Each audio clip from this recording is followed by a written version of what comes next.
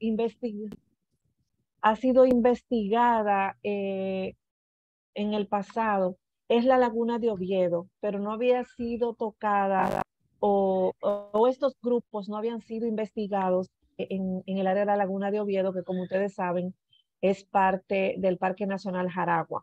Y un dato que pendiente de los humedales de Cabo Rojo es que son parte de un humedal Ramsar. Entonces, imagínense la importancia que tiene esta área. Y por eso quisimos dedicar esas investigaciones a esas dos áreas. Entonces yo espero eh, que realmente les resulte de interés porque hay cosas muy interesantes en los tres grupos que estuvimos trabajando y nada, que lo disfruten. Aleida, gracias. Yo creo que estos resultados llegan en un momento muy oportuno, como tú bien dices, por la situación actual de Pedernales y aparte de porque una queja constante que sale en áreas de conservación es que hay muchos grupos taxonómicos que están subrepresentados y bueno, Claro. ojalá que ahora empiece a cambiar eso y que estos resultados de investigación aporten a eso. Así que vamos a arrancar ya de lleno con Jacqueline Salazar, que nos va a hablar sobre la parte botánica. Jacqueline, el Zoom en este caso es suyo. Hola a todos, gracias por participar y espero que esta información sea de su utilidad. Voy a darle a share screen, Ariel. Correcto. Dele para allá.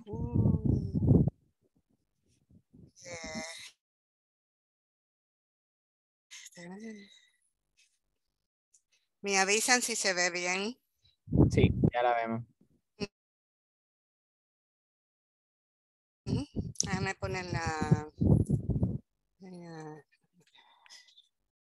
presentación.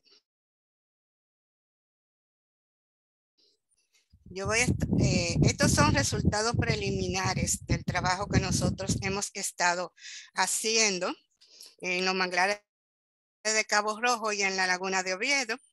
Y para en general ponernos a tono de cuando hablemos de los manglares, que son básicamente bosques costeros con especies arborescentes que tienen adaptaciones especiales para sobrevivir en ese tipo de terreno. Entonces, vamos a ver que lo que define los manglares son 4 especies, en este caso para República Dominicana y las Antillas, pero que es un ecosistema muy importante tanto para la protección de las costas como para la fauna que está asociada en los alrededores y otro tipo de organismos vivos. Entonces, aquí tenemos el primer de los mangles que nosotros podemos encontrar, está el mangle rojo, Rhizophora mangle, la cual se encuentra generalmente esta especie más hacia la zona más inundada y que se distingue por las raíces en forma de zanco que tienen para anclarse en el lodo. Es importante saber porque cuando vamos a zona costera hay otras especies mezcladas con los mangles, entonces aprender a reconocer las especies es algo muy importante. Ya vimos que tienen esos zancos para adaptaciones especiales y que tienen unos propágulos largos, son especies vivíparas. Ustedes dirán, en una planta sí. O sea, lo que se dice es que germinan las semillas cuando todavía el fruto está en la planta. Y tiene esos propágulos, son largos y lo que le permite anclarse en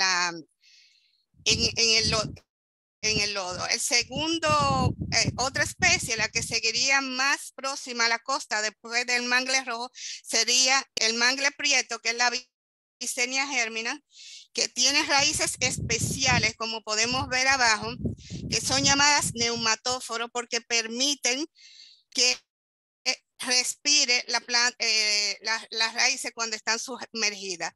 También es una especie vivípara, o sea que germina la semilla en la planta y se caracteriza también porque secreta sal. Entonces se distingue cuando usted va al campo porque usted ve la hoja con la sal y es una característica de esta especie. Luego seguiría lo que sería el mangle blanco, que se caracteriza principalmente por tener hojas opuestas. Y si ustedes notan, el pecíolo de ella es un pecíolo rosáceo, como medio rojizo, con glándulas en la base, basales en el envés. Es la otra forma de diferenciar esta especie de las demás especies de mangle. Y por último, el Conocarpus erectus o mangle botón, que posee las hojas alternas y se distingue de los demás mangles porque presentan estos frutos como si fuera un cono, un conito de pino. Entonces, cuando uno lo observa en el campo, es lo que lo distingue de las demás especies. Las cuatro especies están representadas en nuestras áreas de estudio.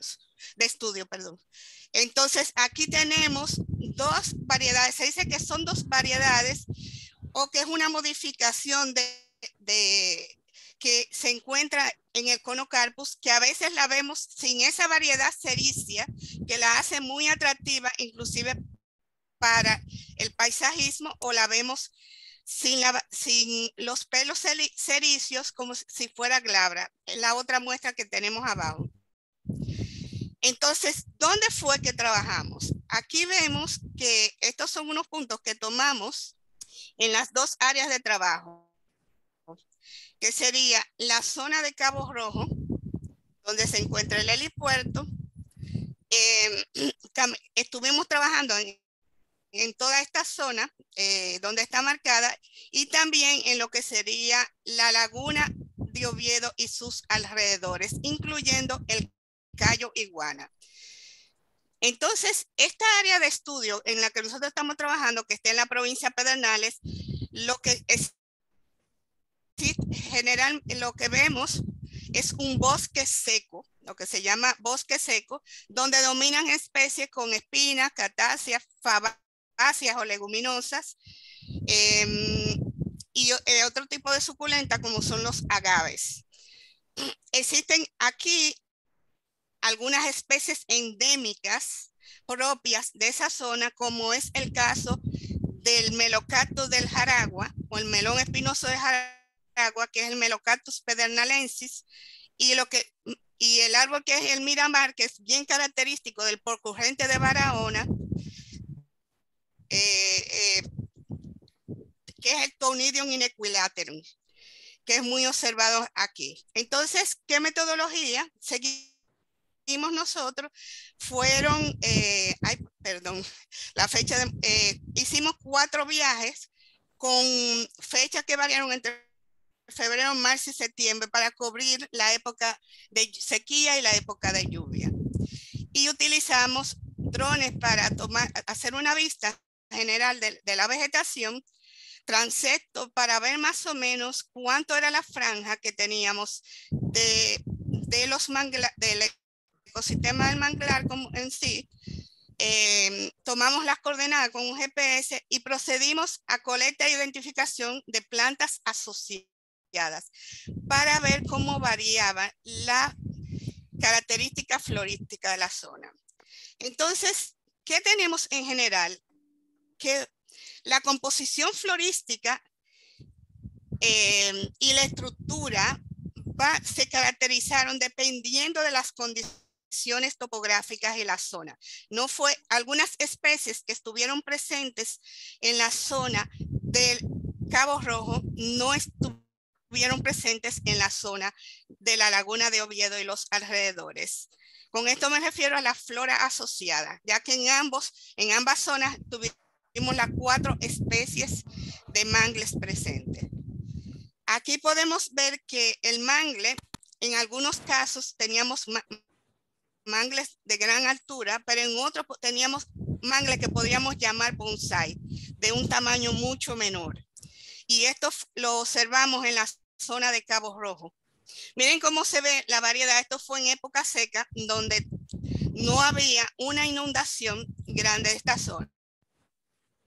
Ahí podemos observar que tenemos un bosque mixto, un manglar mixto, o sea que tiene varias especies de mangles, en este caso las 4 especies de mangles presentes.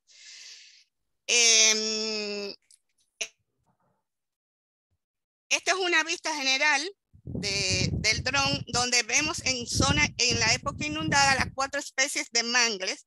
Generalmente lo que distinguimos como medio plateado es el Conocarpus erectus, que es la variedad sericia, lo que algunos llaman variedad sericia, y se puede observar una pequeña laguna en el centro de esto. Algunas veces encontramos, dependiendo de la época, algunas que se encontraban medias secas.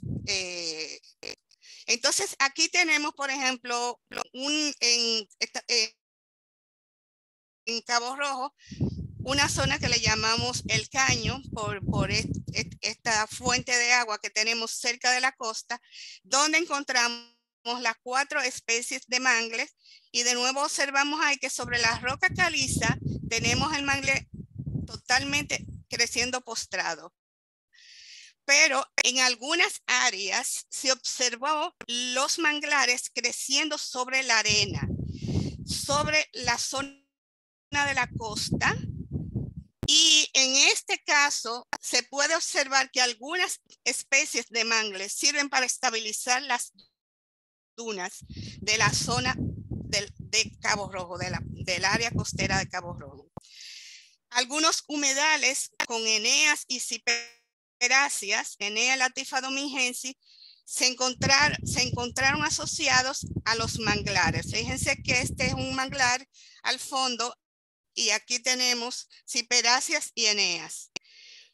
Eso es en la zona de Cabo Rojo, en la laguna que queda próxima al muelle, a donde se puede ver el refugio, el crecimiento de la enea, formando un humedal junto con el manglar que está alrededor.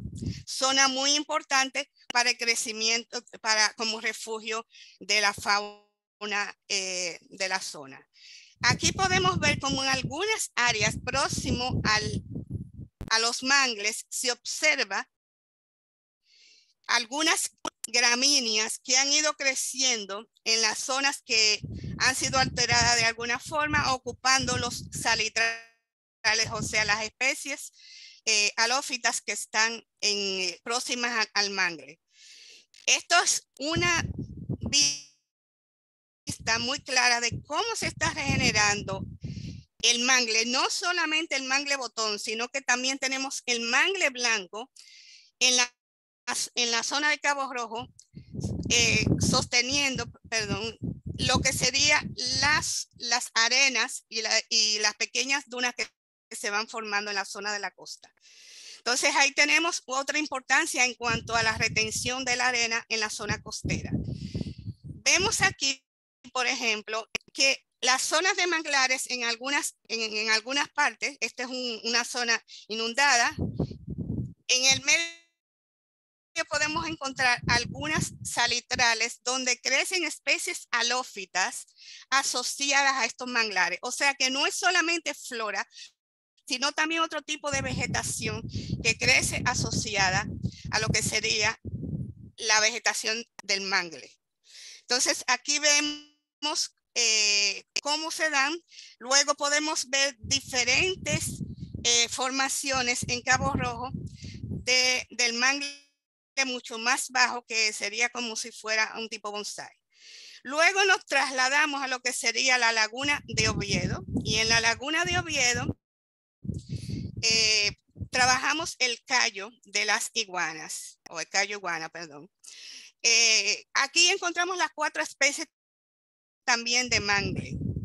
Y algo muy importante, aquí podemos observar que en algunas partes tenemos un mangle mucho más bajo, pero en otras partes tenemos un mangle mucho más alto, como esta Vicenia germina, que el mangle prieto.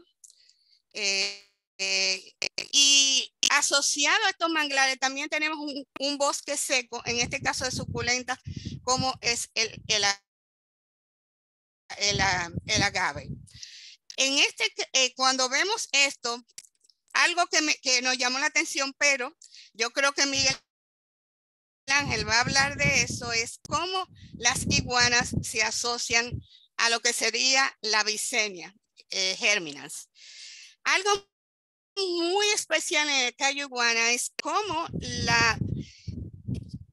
hay una bromelia que forma lo que sería un ecosistema especial aquí junto con los manglares, que es la Tillandsia utriculata, que es una piña, lo que la gente le llama piña, pero que no es una piña, de la misma familia de la piña, creciendo de gran tamaño en la zona del Cayo. Esto se observa básicamente en el Cayo de las Iguanas, aunque se encontró algo en Playa Mosquea, pero no tan grande ni tan concentrado como es en el caso del Cayo Iguana. Entonces, aquí podemos ver que en el caso de Mosquea, que también está en la zona del lago, encontramos también las 4 especies de mangle y zonas que se inundan durante la época de lluvia. Pero generalmente hay zonas que mantienen la humedad. Aquí podemos ver cómo el mangle rojo, que es el que se encuentra más hacia adentro, se está regenerando en las proximidades del muelle. Miren aquí cómo se ve ese manglar rojo. Como podemos ver del lado de la laguna, también observamos otras especies que dominan, como es el caso del sabal, o sea, la palma cana, que se puede ver. Aquí vemos, cuando llegamos a Playa San Luis, que también aquí tenemos las 4 especies de mangle, y tanto en la Playa San Luis como del lado de Mosquea encontramos un tipo de vegetación muy especial, que son los guanales de la especie que le dicen guano de Jaragua, que es de esa zona, que se ve característicamente esos grandes guanales en esa zona, que es Trinas radiata. Entonces aquí encontramos otro ecosistema, otro tipo de vegetación especial, diferente a la que encontramos del lado de Cabo Rojo. Por eso es que la variación va a depender también de la zona donde nos encontramos. Aquí seguimos mirando algunos de los manglares que se encuentran en la zona, como podemos ver el mangle rojo. Pero qué cosa tan especial encontramos también en la zona fue que nosotros tenemos especies características que la pudimos observar sobre los mangles. En el caso, por ejemplo, de una planta que muchas personas dicen conde, que es una hemiparásita del género Dendropeimon, que crece abundantemente en Conocarpus erectus, pero también se puede observar en la Aguncularia racemosa. Esta especie, aunque ustedes lo ven como parásita, es una fuente de alimento para las aves, que son las que consumen sus frutos y depositan sus semillas de una planta a la otra. Aquí tenemos la Tillandsia utriculata, que es epífita, pero también se da sobre las rocas, que es muy abundante en la zona del Cayo Iguana. Pero ¿qué sucede? Mezclado en la zona costera también podemos encontrar una especie muy distintiva, muy preciosa, con mucho potencial paisajístico, que es la Borricha arborescens, que es típica, es de la familia de la flor del sol. Si ustedes ven aquí cómo se ve la inflorescencia, y es un arbusto nativo que nosotros, Ruth hablará de él con respecto a las mariposas. Observamos varios insectos visitando la flor, la inflorescencia con las varias flores. Entonces, en algunas zonas podemos observar la dominancia de vegetación halofítica, como es el caso de la barrilla, que es el Batis marítima que vemos aquí. Perdón. En el cosa. Entonces aquí tenemos la trinas, que ya habíamos hablado, el guano, que es típico de la zona de la laguna de Oviedo, que lo podemos encontrar por la Playa Mosquea y la zona de San Luis. Entonces aquí tenemos algunas especies de bosque seco que son típicas de la zona, como son mimosáceas, fabáceas del grupo de las mimosoides, o sea, las que tienen las florecitas así, y también lo que es palo de chivo, que le dice mucha gente a la Ceinatomaria. Los olivos prietos, que son muy comunes en la zona, que es el Capparis ferruginea. El palo de tabaco también, que es una Pitete sulcata, que es muy atractiva y se observa en la zona de bosque seco de aquí. Pero claro, como vegetación típica de zona costera asociada a estos manglares, podemos observar aquí la Hipomea pescaprae, que es esa batatilla que vemos normalmente en las zonas de dunas. Y aquí podemos observar la Ernodea litoralis, que es una especie que yo la encuentro muy atractiva para lo que sería mantenerlas en un ecosistema para paisajismo o sembrarla, plantarla. Bueno, se frizó. Otra especie muy común de zona costera que se encuentra asociada a los manglares es la Strunfia marítima, también una especie muy atractiva para paisajismo. Dentro de las especies halófitas que concentran, que si usted la prueba tiene hasta sabor a sal por la concentración que tienen, tenemos el Sesubium portulacastrum o el saladito. Casi todas esas especies la gente le llaman saladito o saladito, y el Batis marítima, la barrilla, que ustedes ven cómo son de suculentas las hojas. La salicornia también, que es muy común y forma grandes áreas de salitrales en la zona.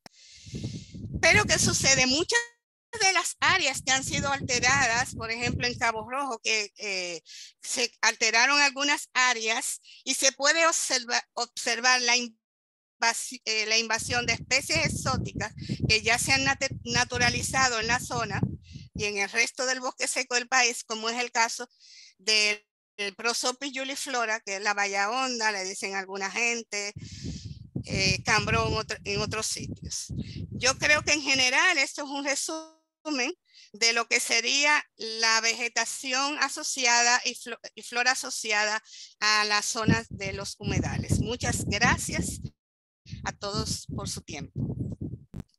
Gracias, Jacqueline, por esa información. Uno usualmente cuando piensa en manglar se limita a las 4 especies de manglar, pero ya vemos que el escenario es un poquito diferente y creo también que ayuda a pintar una imagen mucho más completa de qué se perdería con estas amenazas sobre pedernales actualmente. Así que muchísimas gracias por facilitarnos esa información. Ahora vamos a pasar con Ruth Bastardo, que nos va a estar hablando de los insectos durante la investigación. Así que, Ruth, todo suyo el Zoom. Ahí. Ya ahí puedes quitarle el mute a tu micrófono.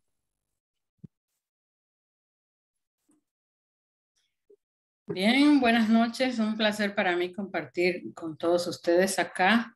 Un trabajo creo que muy bonito y de mucha satisfacción para todo el equipo que participó en el mismo, por lo que agradecemos infinitamente la confianza depositada por Yolanda a través del Grupo Jaragua y Aleida, que me contactó para este trabajo. Bien, voy a presentar primero el equipo de trabajo, un grupo grande para poder hacer todo esto que vamos a ver ahora y lo que viene en el futuro. América Sánchez, Ernesto Payano, Yamilés Herrera, Jesús Aybar, Freddy Ortiz fueron mi mano derecha en los trabajos de campo con diferentes asignaciones dependiendo del grupo taxonómico que cada uno tuviera interés y los propósitos futuros que tenemos en el instituto. En el trabajo de laboratorio también estuvieron participando ellos mismos, además que colectamos, aparte de los insectos, cubrimos moluscos y entonces lo que hicimos ahí fue recolectar las muestras, llevarlas a los investigadores del área de malacología del instituto, quienes trabajaron las muestras. Aunque esta parte no se informa aquí, pues es bueno dar los créditos desde ya para luego explicar, tener eso a la mano. Bien, estos son los personajes. Aquí tenemos a Jacqueline, a Christopher y a Miguel Pero, Ángel, que no solamente fueron perdón, nuestros... Sí, tienes que darle ahí a compartir pantalla para que podamos ver tu presentación. mm, le había dado, pero no sé qué pasó. Vamos a ver, Jacqueline, por si acaso, si puedes, por favor, dale a dejar de compartir pantalla, a ver si ya eso le permite a Ruth compartir la suya. Ahora sí, yo creo que ahí la vimos por un segundito. Sí, porque la quité. Eh, volvemos atrás. Un minutito.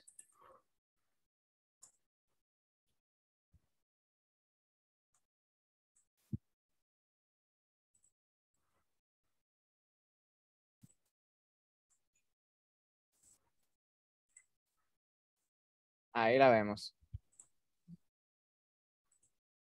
Ahora sí. Bueno, no vamos a dejar caer el impulso, pero aquí comenzamos.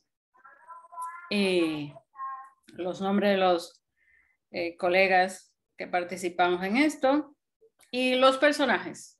Aquí está Yamilés Herrera, Ernesto Payano, ya Miguel Ángel viene en un momentito, Christopher que nos acompañó en el campo con la logística y la toma de imágenes y todo eso, Jesús Aybar, Freddy Ortiz, América Sánchez, yo. Pues bien, creo que ya Jacqueline ha presentado un poco de lo que cubrimos en el área, pero para los fines de nuestro trabajo, consideramos de valor 13 localidades, 6 en Oviedo y 7 en Pedernales, es como lo hemos acomodado para los fines de nuestro reporte. Y la investigación se llevó a cabo en el año 2021. Como ya se indicó, temporada seca, febrero, marzo, temporada húmeda, hubo que esperar bastante, húmeda o de lluvia, al mes de septiembre para poder hacer esta parte. La idea de la estacionalidad, de comparar, es porque esperamos o sospechamos que probablemente la composición de la fauna cambie a través del tiempo dependiendo de la disponibilidad de cuerpos de agua presentes. Y como siempre en este tipo de investigaciones hacemos constar el cambio de uso de suelo que hay o que ocurriría en el futuro en las determinadas áreas que visitamos, presencia de desechos sólidos o alguna alteración ambiental como el corte o quema. Así, por ejemplo, vemos en la zona de El Can en Juancho, no solamente el efecto de la llegada del sargazo, sino también el aporte continuo de desechos sólidos a través de la costa que llega, de la playa que llega a la costa en esa zona y que por supuesto impacta a la fauna, especialmente la fauna del suelo. En lo referente a la estacionalidad, aquí creo que se ve bastante bien, lo que significa que en la temporada seca toda el agua acumulada en la zona se evapore y luego en la temporada húmeda, entonces recuperemos el hábitat acuático. Y esto, por supuesto, va a ser un cambio fundamental en el estudio de los invertebrados. Lo vemos también aquí en Puerto de Mendo, temporada seca y temporada húmeda, o en El Caño, en Cabo Rojo, la temporada seca, y lo que sería la temporada húmeda, donde básicamente toda el área se convierte en un humedal extenso, donde es hasta un poco difícil el estacionamiento. Pero bien, en esta presentación solamente voy a hablar del grupo de los insectos por la dinámica de la actividad y específicamente de lepidópteros, de hormigas y de odonatos, pero cubrimos también crustáceos y moluscos y todos esos especímenes están depositados en nuestras colecciones y esperamos tener resultados pronto sobre ellos. Las técnicas de recolección, por supuesto, tuvieron que ver con el tipo de fauna que estuviéramos recolectando en cada caso, pero en general para los insectos, redes entomológicas, acuáticas y aéreas, trampas de luz ultravioleta o la búsqueda activa para hormigas o crustáceos que se pudieran capturar de esta manera. Ya entrando en detalles sobre Lepidópteros, específicamente mariposas diurnas, las nocturnas, no las cubrimos, solamente tenemos para nuestro informe algunas especies de interés por su endemismo o que sobresalen por su belleza. En cuanto a los lepidópteros diurnos, entonces tenemos la presencia de las dos superfamilias registradas para la hispaniola, Papilionoidea y Hesperioidea. 5 familias: Licénide, Ninfálide, Papiliónide, Piéride y Hespéride. El endemismo, denme un segundito para quitar la barra.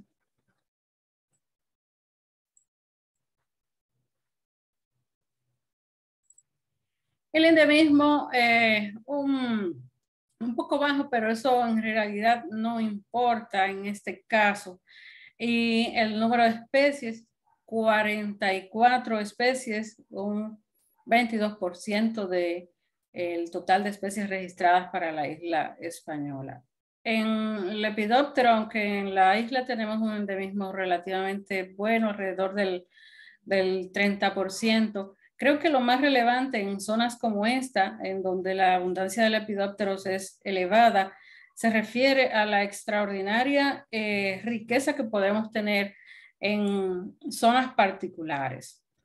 Si bien vale la pena señalar, por ejemplo, la presencia del endémico Protographium zonaria, un papiliónido muy bonito, propio de la región sur de la zona de Pedernales y Barahona, por temporadas así abundante y que se reúne a tomar agua en los charcos, o Junonia genoveva, que es una mariposa que se alimenta de Avicennia germinans, o sea, una especie propia de los manglares.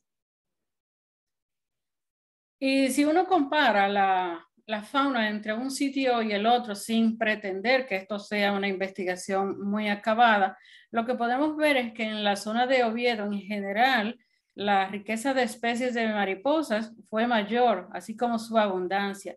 Y probablemente esto tenga que ver con el tipo de hábitat asociado a los manglares que hay en cada uno de los sitios, o sea, la heterogeneidad, la diversidad florística que mencionaba Jacqueline, puesto que básicamente las mariposas son organismos herbívoros y las orugas, las larvas de las mariposas, se alimentan de plantas. O sea que si encontramos una fauna de mariposas importante en la zona, significa que asimismo debe ir acompañada esta de la riqueza florística. O sea, hay una relación que uno esperaría que se dé. En la temporada seca fue un poco difícil detectar aquí alguna diferencia, pero recuerdo que este no es un estudio que se llevó con sistematicidad, así que esto podría cambiar si uno ya hiciera muestreos de otra naturaleza. Sí vimos, por ejemplo, que en algunas localidades, al hacer el cambio de temporada seca a temporada húmeda, algunas especies hicieron una explosión, como el caso de Toyeta hesia, muy abundante en la zona de Cabo Rojo. Y Asia monuste, especialmente en la zona de Oviedo, algo que mencionaba Jacqueline, con relación a la flora y el uso que la fauna podría hacer de ella en este caso.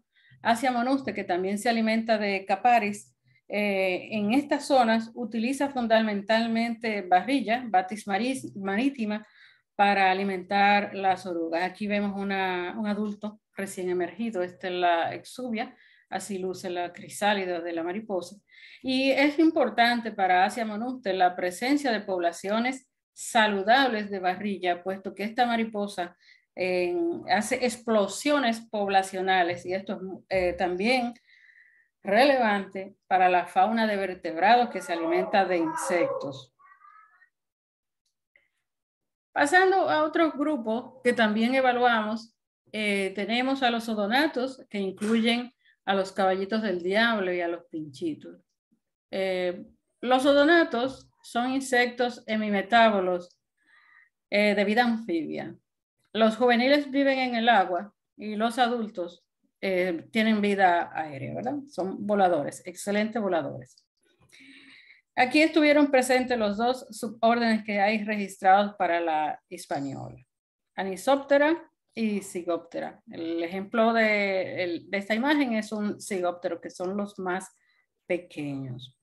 Y básicamente la mayoría de las familias que tenemos en la isla, Libellulidae, Cenagrionide, Lestide, Esnide. 15 géneros, 17 especies.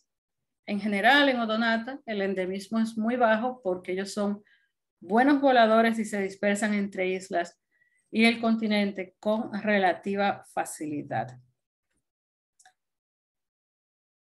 Resaltamos que hay especies de donatos que tienen preferencia por los hábitats costeros. Entonces, de ahí que los manglares y ecosistemas o hábitats asociados a los manglares como tales, toda la zona, los salitrales, etcétera, o como le queramos llamar, los humedales costeros en sentido general, son relevantes para estos grupos.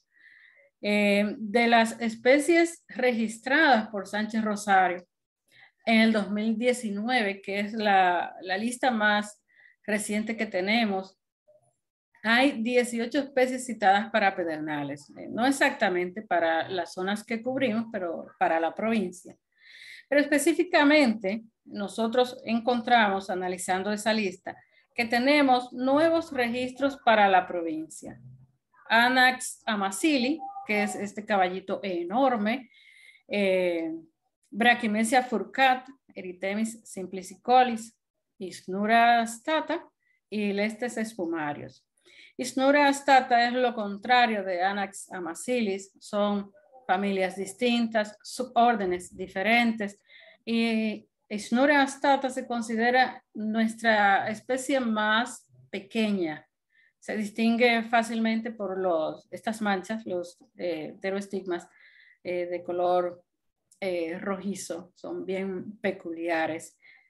Lestes espumarios es una especie asociada a hábitats como de remansos de lagunas y se encontró en algunas lagunas más a lo interno del manglar.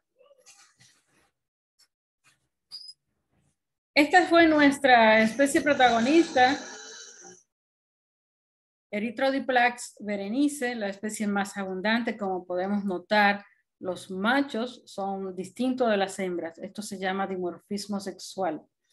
Y especialmente fueron bien abundantes en la temporada seca y tal vez un efecto de la manera en que uno colecta, porque los animales se acercan más a donde están los cuerpos de agua y en la temporada seca el número de cuerpos de agua se reduce y por lo tanto ellos se concentran en esos lugares. Esta es otra especie del género, pero a diferencia de Erythrodiplax berenice, Erythrodiplax umbrata, que se caracterizan los machos por estas manchas notables en las alas, y Pantala flavescens son buenos voladores. De hecho, Pantala flavescens es un migrante, puede volar, atravesar el planeta prácticamente. Son especies muy comunes, pero recuerdo que su condición de hemimetábolos con juveniles acuáticos y adultos voladores los hacen relevantes en los dos ambientes. A nivel acuático son depredadores de pececitos o de invertebrados acuáticos, y en su vida aérea, entonces de insectos que atrapan al vuelo. De igual manera, entonces, representan un papel importante en la cadena trófica en este tipo de ambientes. Pasando al siguiente grupo, tenemos las hormigas, familia Formicidae, orden Hymenoptera. ¿Por qué escogimos hormiga y no otros grupos? Pues porque las hormigas tradicionalmente se han considerado como buenos indicadores de las condiciones ambientales de los hábitats. En el inventario registramos una buena cantidad de especímenes. Eso siempre pasa cuando uno hace inventarios de hormigas, pero el número de especies sí llama la atención. Tenemos 26 especies y ese número para mí es bastante alto, por la forma en que hicimos el trabajo, o sea, no fue un trabajo dedicado con especialistas, sino que ya al final de la temporada de muestreo fue que pudimos incluir a Freddy Ortiz en el trabajo de campo, y entonces creo que buena parte de estas recolecciones, de estos registros, se deben a su participación. 16 especies nativas, 4 endémicas, 4 introducidas, quedan 2 pendientes por establecer su estatus de distribución. Y como vemos acá, se nota que en este viaje sí tuvimos la presencia de un especialista, por lo que se registraron aquí 25 especies. Eso es solo una idea del panorama que hay, sin la intención de comparar los manglares y su condición en la zona de Cabo Rojo con los de Oviedo, pero nos da una idea de lo que podríamos esperar en el futuro. Vamos a resaltar algunas especies como Cephalotes unimaculatus, un endémico, una hormiga relativamente grande, muy bonita y distintiva con esta marca amarilla en el abdomen. Tenemos también un endémico de la República Dominicana, todavía no registrado para Haití, pero que se esperaría que aparezca en la zona, puesto que se trata de una distribución en la frontera. Como podemos ver, en el caso de Porgonomyrmex smithi, se trata de una especie de zona costera, o sea que no sería extraño que la encontráramos ahí. O de Pseudomyrmex haitiano, que ya tiene una distribución más amplia. Lamentablemente, entonces hay que pasar a este capítulo que es necesario siempre considerar. Tenemos 4 especies introducidas y dentro de ellas Paratrechina longicornis, que es una especie común, conocida para nosotros, que es la hormiga boba. No está registrada para Pedernales, pero quizás uno se alegra mucho cuando hace un nuevo registro, pero creo que eso básicamente se debe a la forma en que los taxónomos visitan los lugares, el poco tiempo que permanecen en los sitios. Como sea, ya tenemos el dato en nuestra colección acá. Esta Tapinoma melanocephalum, esa tal vez es un poco más de cuidado porque es una hormiga que puede llegar a ser molesta en el hogar, en restaurantes, en hospitales, en invernaderos, y puede ocasionar hasta daños. Quirófanos, hasta en quirófanos puede entrar. Hormigas propias de la costa. Aquí tenemos unas 5 especies que pueden incluso utilizar las balsas de Sargassum para moverse o habitar ahí en ese ambiente extremo con salitre, elevada temperatura.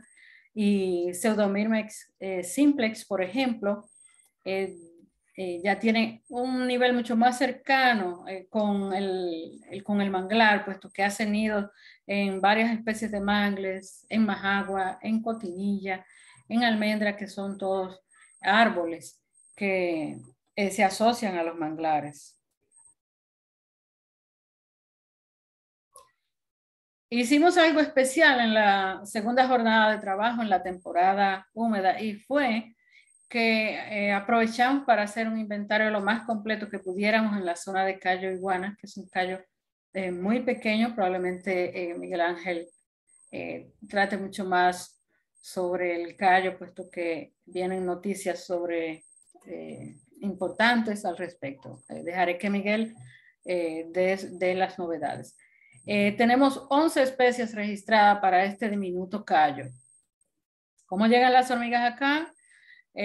No sabemos, o sea, eso probablemente no sea demasiado problema imaginar que todas estas especies del callo iguana van a estar también en la zona terrestre y que se transportan por el viento, por balsas, con la gente.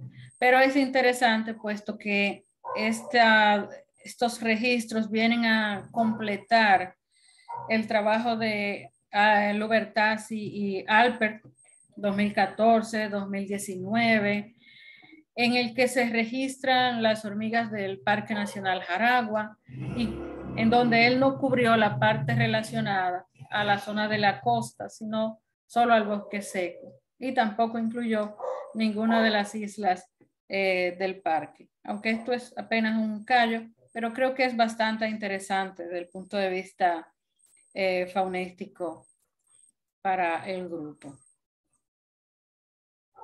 Bien, quisiera en esta diapositiva en blanco, así, sin ninguna imagen, dejar unas reflexiones sobre el trabajo que estamos haciendo y lo que esperamos a futuro.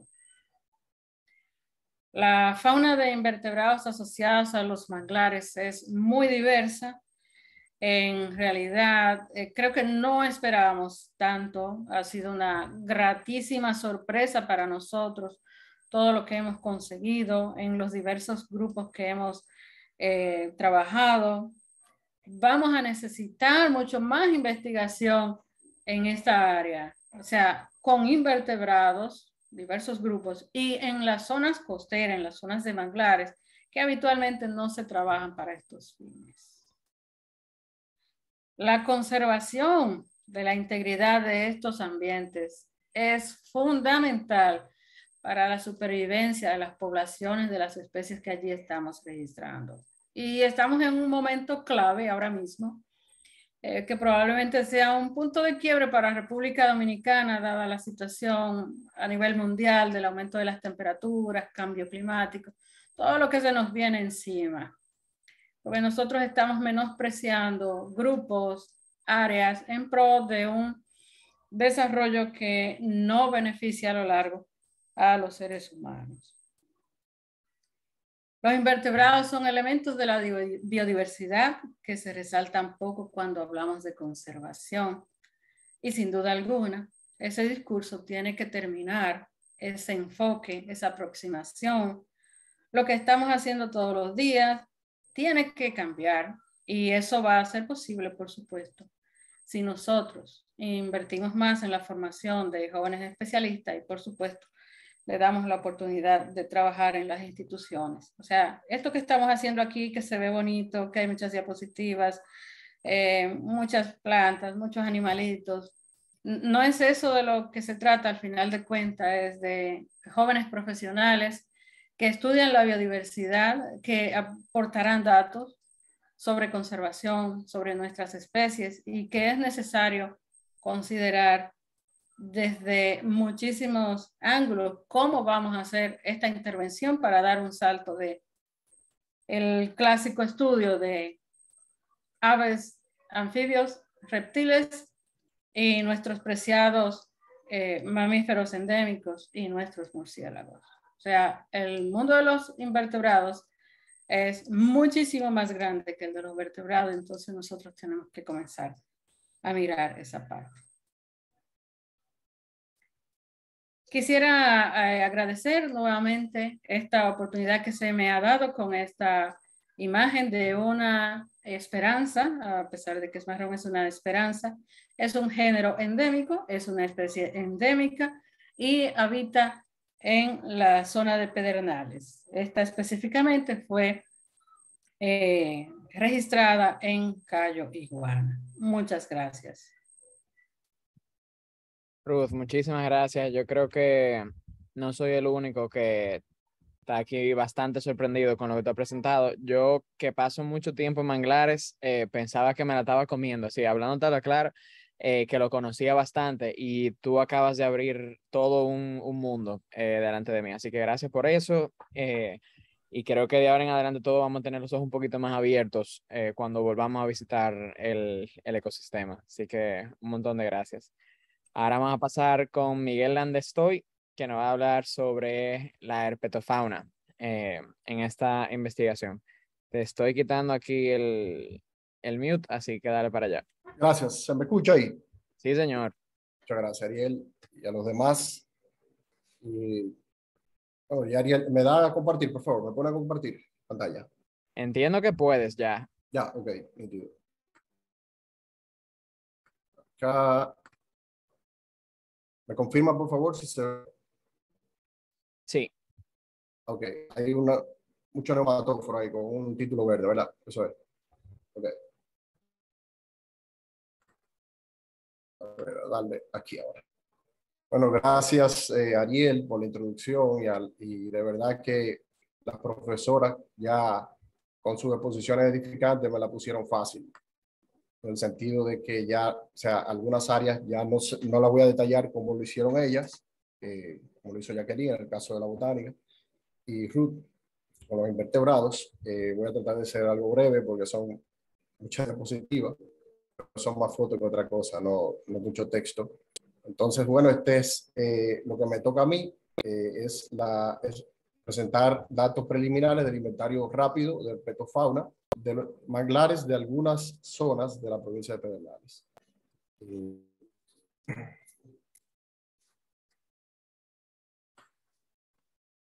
Cambió ahí, ¿verdad? Ahí no, sigo viendo ok, ahora sí cambió, ahora sí. Gracias, Ariel. Bueno, como antecedente, esto es algo preliminar. No hay una búsqueda exhaustiva de trabajos previos, pero sí eso viene en el informe. Tenemos algún material por ahí, nos pusieron a disposición en CIVIMA, por ejemplo, el Centro de Investigaciones Biológicas Marinas de la UAS, algunos otros lugares, otras instituciones del país. Pero la información que aquí tenemos tiene la intención de que se use como línea base para estudios más profundos, ¿no? En un futuro cercano, ojalá. Y paso a la siguiente, a ver si pasa.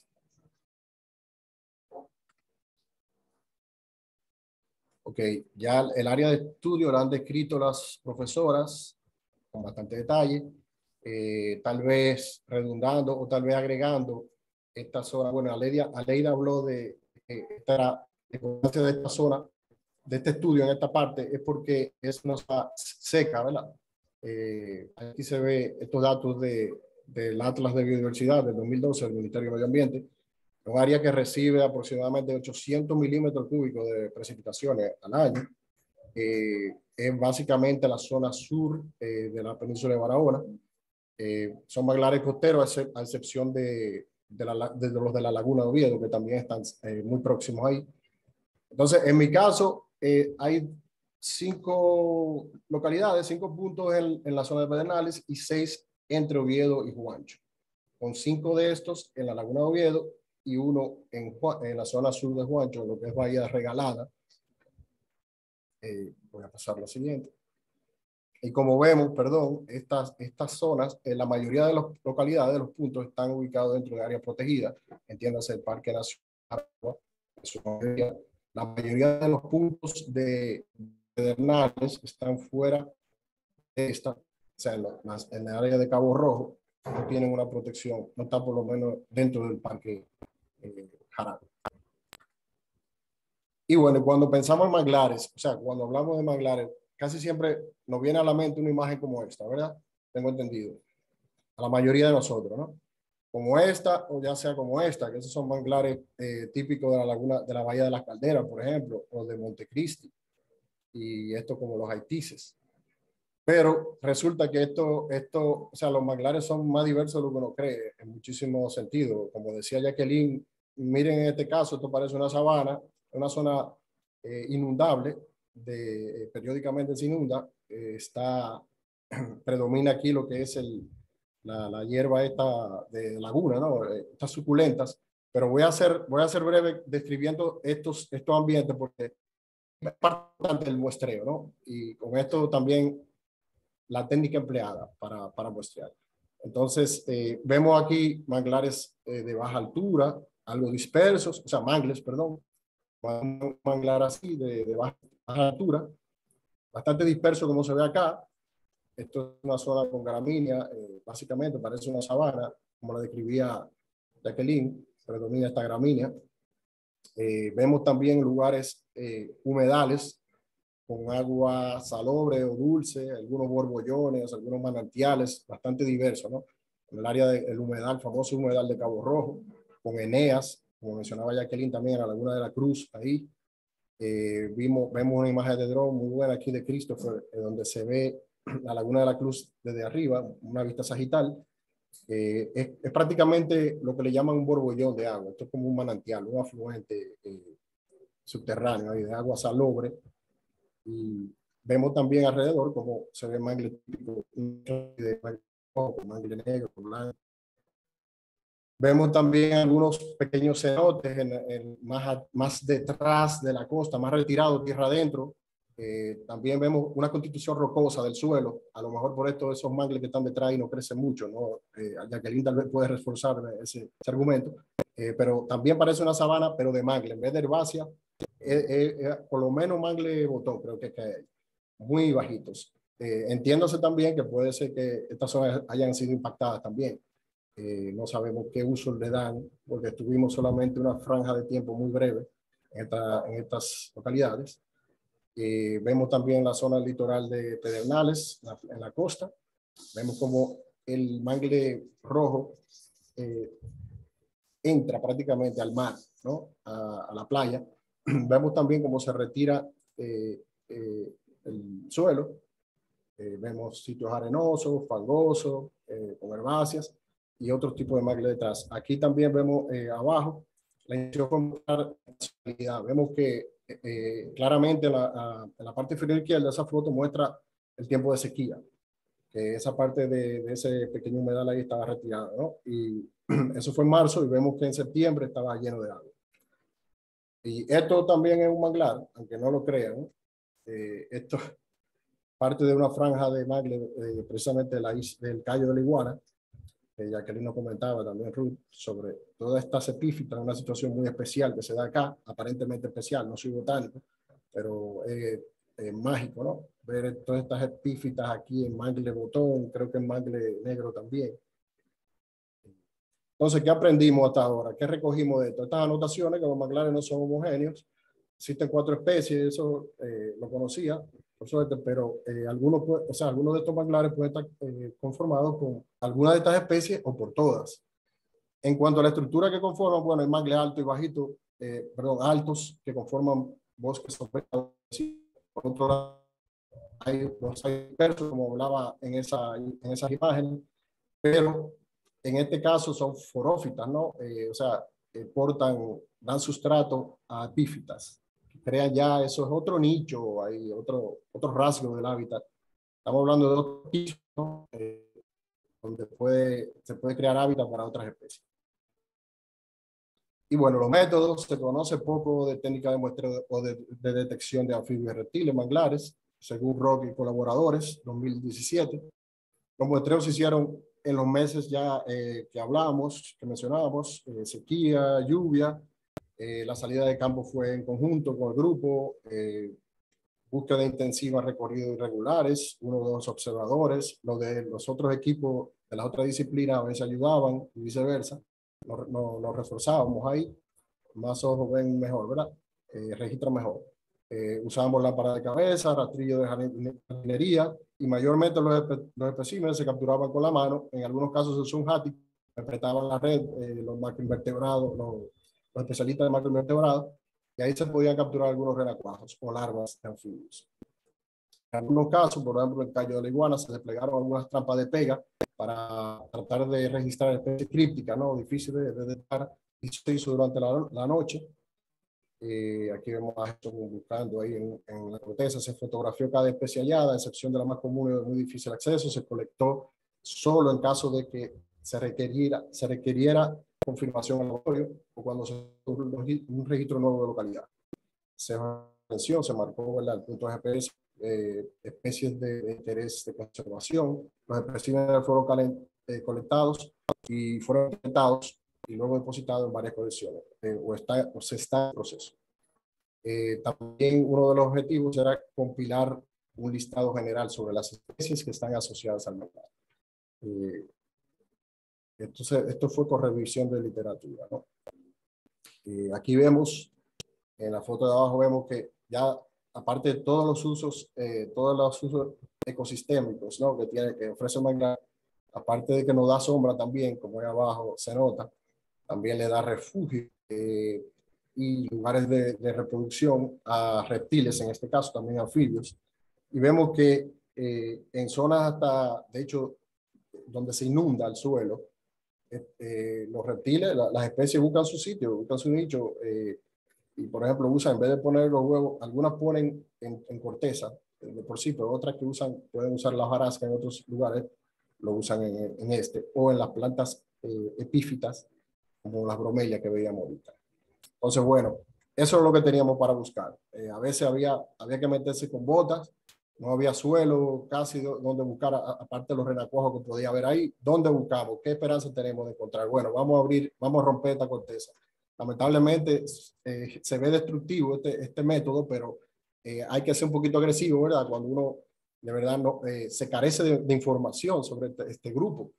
Y hay que intentar varias técnicas, porque es algo que ni siquiera, como se decía ahí, ni siquiera hay una técnica así bien establecida para el muestreo de vertebrados del manglar o de herpetofauna.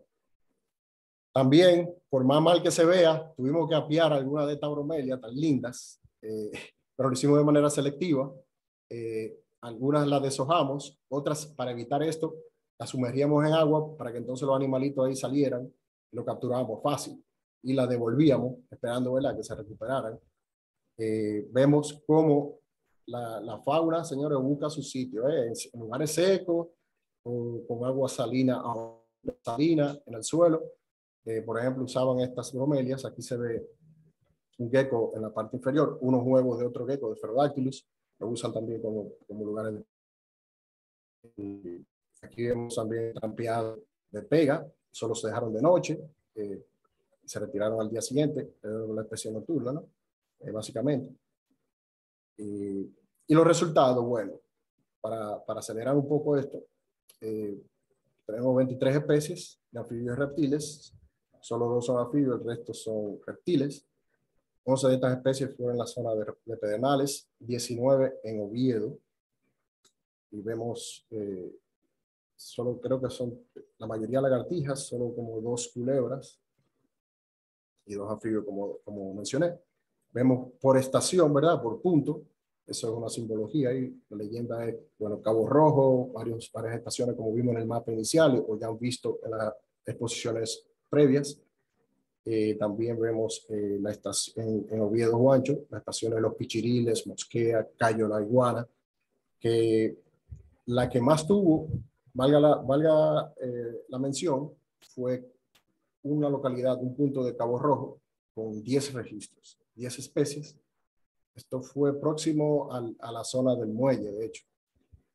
Luego seguido por creo que era el Can en Juancho, por 9 especies, y luego Cayo de la Iguana con 8. Entonces vemos uno de los protagonistas acá, ¿verdad? A la introducción con tanta planta y agua y cosas, vamos a entrar en materia con escamas, animalitos. Esta es una especie endémica de la zona, ¿verdad? Endémica regional de la península de Barahona y está en peligro. Vemos cómo se usa, cómo las zonas perimetrales, o ya sea el mismo mangle, se usan también como refugio para depredadores como las boas, ¿no? Las ranas también se ocultaban debajo de la corteza, yendo a la deshidratación, a la agreste clima. Vemos a Noriolsoni y la lagartija de hierba, ¿verdad? Usando este sustrato que está cerca, próximo a los mangles.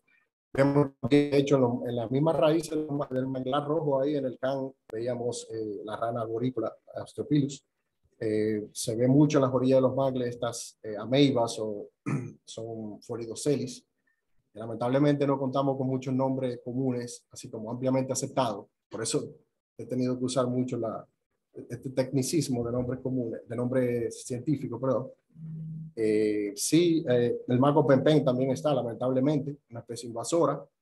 La culebrita ciega, que estas son usualmente fosoriales, o sea, viven debajo de la tierra, pero en carencia de esta, en muchos de estos sitios, usaban las bromelias. Fíjense qué interesante. O sea, esto no, tengo entendido que esto no se ha registrado en ninguna especie de la isla todavía. Todas se han encontrado debajo de roca o del suelo, de la tierra, bien escondidas. Pero en el callo de las iguanas y el callo próximo a esta, usan las bromelias. Vemos Ariteligera expectatus, un gecko bastante común en esta zona de manglares. Renacuajos en una de estas lagunas o charcas temporales, renacuajos de Rinella marina, muy abundantes, pero también se observaban del endémico la rana arborícola Osteopilodonensis o rana platanera también. son, bueno, que ahora yo estoy tratando de seguir la nueva clasificación ahí, pero Anolis aridus, el cigote famoso, por eso la importancia de muestrear de noche. Muchas de estas lagartijas se ven más fácil cuando uno va de noche con la linterna, en estas posturas así, pernoctando, durmiendo al borde de la vegetación. Es más fácil detectarlas. Por más mosquito que haya, hay que hacerlo, señores. Bueno, aquí arriba vemos a Sphaerogyptus randi, una especie de gecko que es también endémica regional, también amenazada, y la bellísima Pholidocelis lineolatus, ameba de cola azul, creo que muchos lo conocen. Uno también vive en la zona de la playa, ¿no? De los sitios expuestos. Estos manglares dispersos. De interés de conservación, bueno, tenemos 7 amenazadas. 6 de estas son una especie conocida, las que se han evaluado por la IUCN o por la lista roja nacional del Ministerio del Medio Ambiente. Una de estas proponemos que es una especie no descrita hasta ahora, encontrada en Cayo de la Iguana. Proponemos que sea en peligro crítico porque solamente ha aparecido en este caño, a pesar de los esfuerzos intensos. Bueno, tú participaste, Ariel, en uno de esos. No sé, tú y Andrea. Se me estaba saliendo la lengua del solazo, en pleno verano, a mediodía. Ahí solamente se encuentra en ese callo hasta ahora, y propondríamos la categoría de peligro crítico. Había dicho la cantidad de especies, o sea, por lo menos las localidades que más conteos fueron.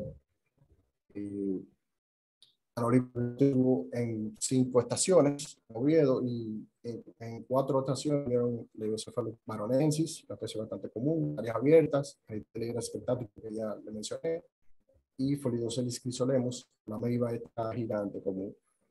2 de las especies están en el listado, este es el listado general de las especies que usan manglar, no, 2 están en la categoría de peligro de extinción, crítico de extinción, peligro, vulnerable, y otras 5 casi amenazadas, que es una categoría que le da IUCN, más no mi máquina, no la guitarra nacional. Este es el listado.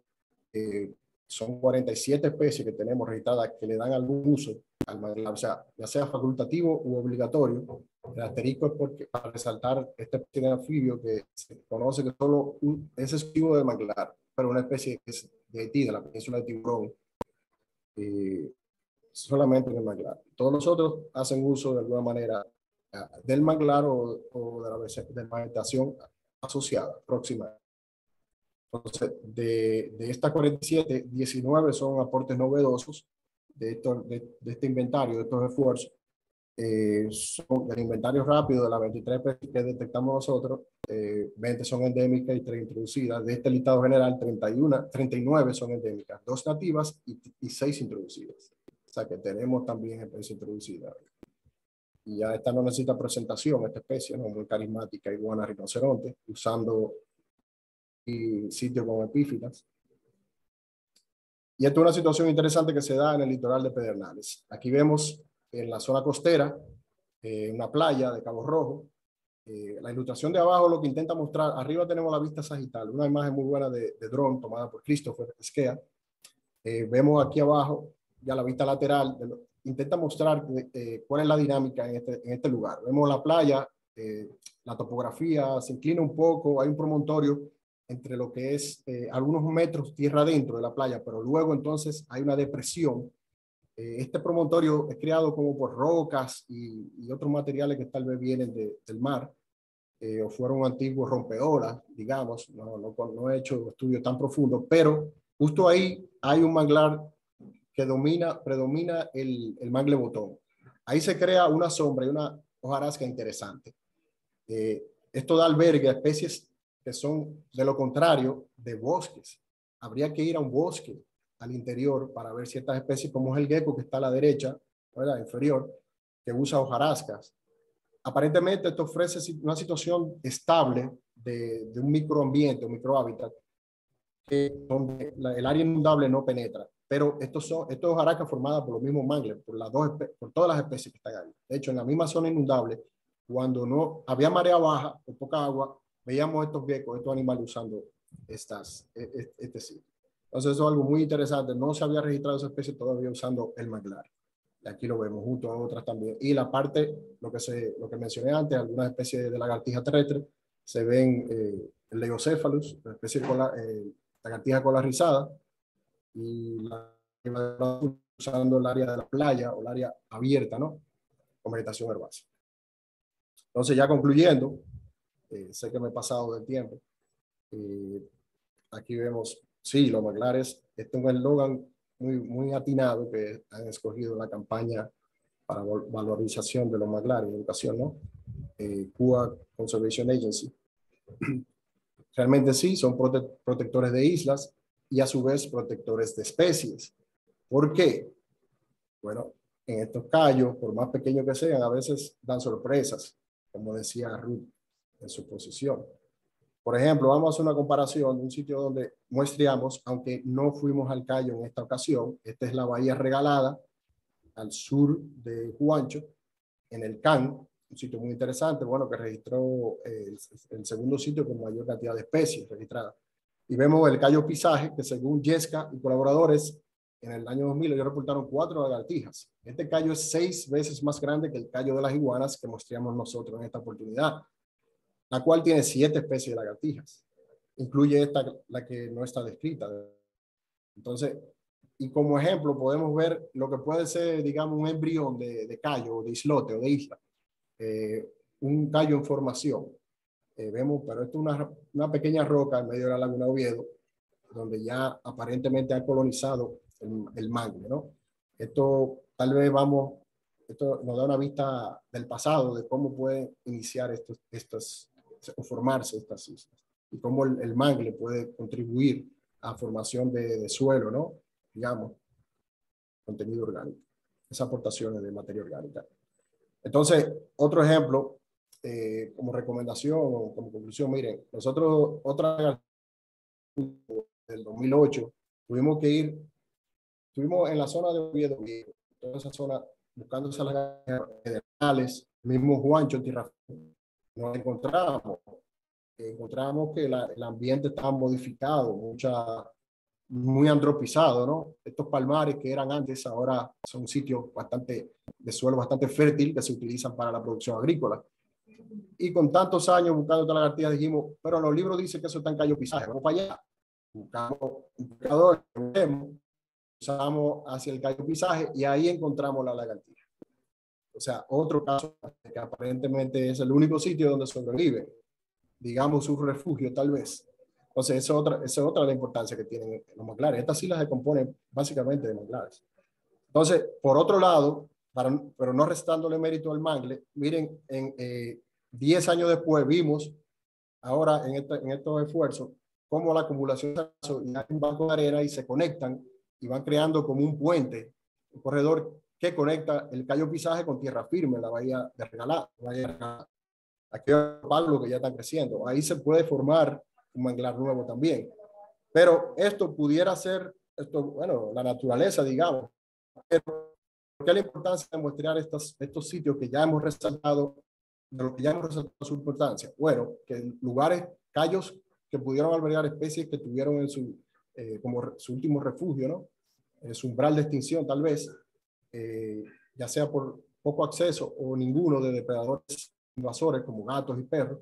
Entonces, ahora tengamos esta situación donde estos animales invaden estos callos y luego ya el daño continúa, ¿no?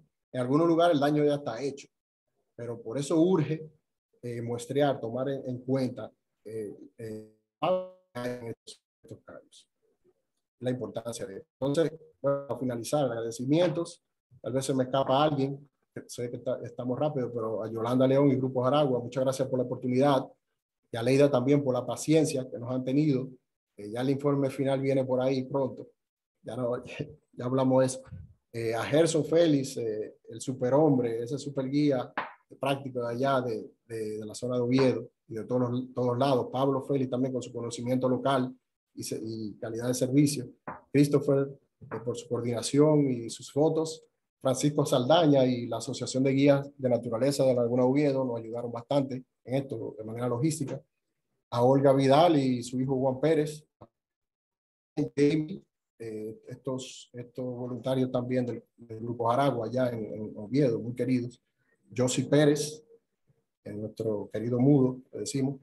Y bueno, el laboratorio de Hedges por recibir algunas de las muestras que ayudan a confirmar la identidad de algunas especies. Algún material que colectamos acá en este esfuerzo. Una de las bibliografías. Muchas gracias. Gracias a ti, Landestoy. Y qué detallazo el de los agradecimientos ahí a personas tan queridas de Oviedo, que siempre están allá dispuestos a apoyar, no solo en investigación, sino también en expediciones y en muchísimas otras cosas. Así que genial. Me parece que Aleida tiene unas palabras. Bueno, antes de quizá deberíamos mencionarle a Jacqueline una preguntita que hay en el chat de parte de Andrés Saglul. La primera es que si las colecciones bueno, quizá para todo esto, que si las colecciones se pueden visitar y que si no se ha contemplado guardar algunas muestras en el museo. No sé quién querrá ahí responderla. Voy a quitar el mute tanto a Ruth como a Jacqueline. La ya lo tiene fuera. Ok. Gracias y buenas noches. La pregunta era, Ruth, responde lo de las colecciones. Sí, creo que se refiere a las colecciones de la universidad. Sí, las colecciones se pueden visitar, lo único que hay que hacer es pautar una cita para eso. Y con relación a lo de por qué no se depositan o si se van a depositar especímenes en el museo, pues habitualmente en este tipo de casos es deseable que se compartan duplicados con otras instituciones, pero eso siempre tiene que ser bajo una conversación previa con los directivos. Pues no es tan simple enviar lotes de material a una institución. Tienen que estar preparados para eso. Todavía no hemos conversado al respecto, pero eso se estila y tenemos colaboración continua con el Museo de Historia Natural en ese sentido. Buenísimo, gracias Ruth. Ahora nos pregunta Yamilet que ¿qué determina que los mangles sean altos o bajos tipo bonsai?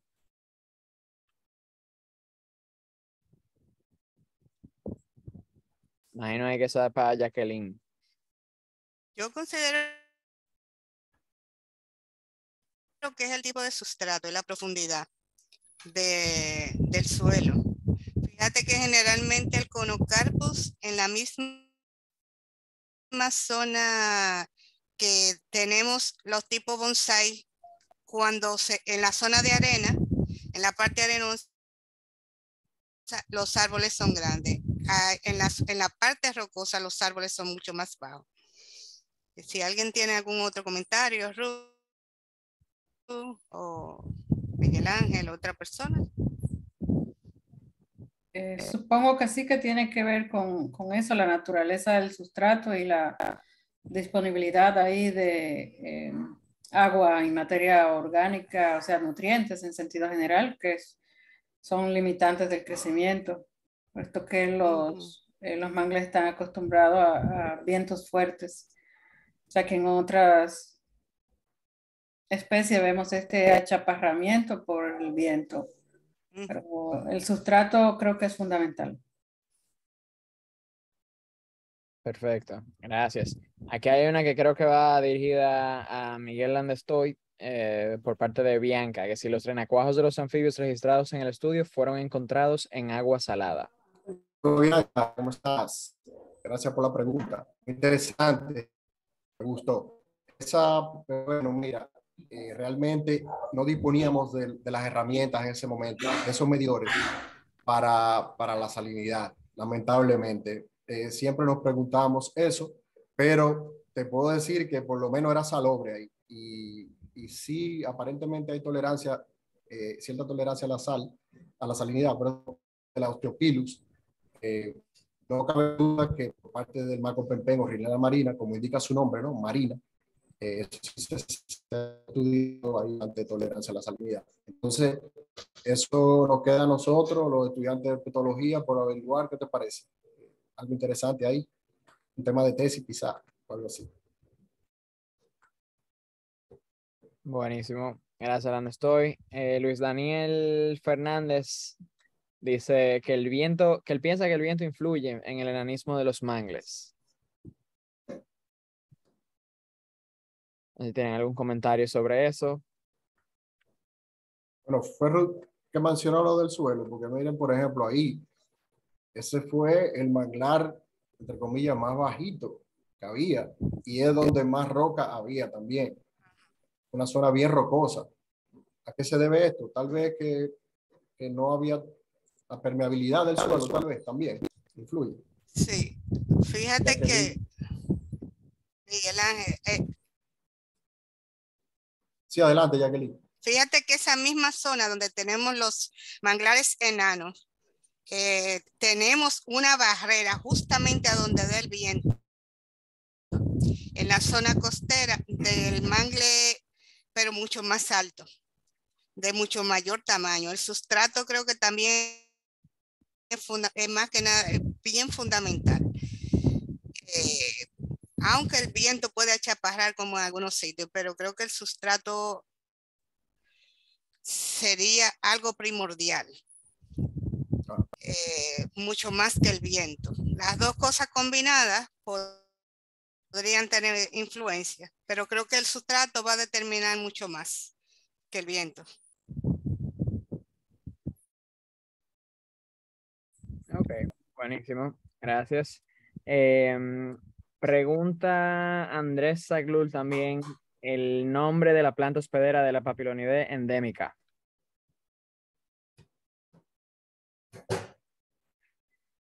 Probablemente una de las anonáceas que crece en la zona. Los papiliánidos del género Heráclides utilizan rutáceas, pero Protographium o Neographium, los géneros asociados, utilizan anonáceas. Se está trabajando con eso y yo creo que ya pronto habrá alguna noticia definitiva con relación a las larvas y las hospederas de la especie. Hay que ver cómo va el ADIO con esos asuntos, que es quien lo está liderando. Buenísimo. Yo entiendo que no tenemos más preguntas por el chat, así que ahora sí paso la palabra a nuestra querida Aleida Capela, de Grupo Jaragua. Bueno, no tengo palabras. No, realmente estoy súper sorprendida de los resultados de los tres grupos. O sea, yo he estado leyendo sobre biodiversidad asociada y con el tema de flora siempre se quedan cortos en los artículos que he leído. Y estoy sorprendida realmente de todas las plantas que Jacqueline pudo encontrar que se asocian al manglar. Y qué decir de los insectos, realmente me quito el sombrero. O sea, es un mundo nuevo que nos ha abierto Ruth con estos resultados. Y Miguel ni se diga, a pesar de que no me gustan muchos esos bichos, pero es maravillosa la relación y toda la vida que hay en los manglares, que como Ruth mencionaba, siempre nos enfocamos en aves, en anfibios, reptiles y los mamíferos. Entonces realmente nos han abierto los ojos a estos grupos que realmente muy desconocidos, pero que juegan un papel seguro trascendental en el ecosistema de manglar. Agradecerles, bueno, a los tres investigadores, a ti, Ariel, por siempre ser un host increíble y súper fluido, y a cada uno de ustedes por haber tomado un rato de la noche del miércoles para acompañarnos en este webinar, que espero que sigan apoyando nuestras actividades y que los invito a seguir, bueno, nuestra página, tanto en Instagram como en Facebook, como Grupo Jaragua, y que sigan apoyando nuestras actividades. En esta semana, bueno, en Santiago, el sábado vamos a tener el Rally del Manglar y el domingo vamos a visitar los humedales de Nigua. Solo tienen que entrar a nuestra página, registrarse y nos vemos entonces en esas actividades. Y hasta la próxima. Muchas gracias por todo. Muchas gracias, Aleida, y pasen buenas noches. Bye bye.